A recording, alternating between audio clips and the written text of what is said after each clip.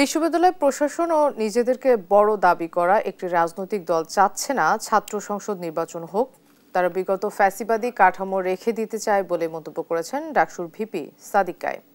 শনিবার সকালে সিলেট আন্তর্জাতিক বিমানবন্দরে অবতরণের পর সাংবাদিকদের সঙ্গে আলাপকালে এসব কথা বলেন তিনি। বলেন, বাংলাদেশের প্রতিটি ক্যাম্পাসে ছাত্র সংসদ নির্বাচন দিতে হবে। এটা জুলাইয়ের অন্যতম আকাঙ্ক্ষা। এর আগে সিলেটের রাজনৈতিক সফরে আসেন সাদিক কায়েম। সকালে বিমানবন্দরে তাকে স্বাগত জানান জামায়াত শিবিরের নেতাকর্মীরা। ইতিমধ্যে আমাদের 4টা বিশ্ববিদ্যালয়ের ছাত্র সংসদ নির্বাচন হয়েছে। মেইন গেটে দাঁড়িয়ে আছি। আমাদের দাবি হচ্ছে বাংলাদেশের প্রতিটি ক্যাম্পাসে ছাত্র সংসদ নির্বাচন দিয়ে দিতে হবে। এটা হচ্ছে জুলাইয়ের অন্যতম একটা আকাঙ্ক্ষা।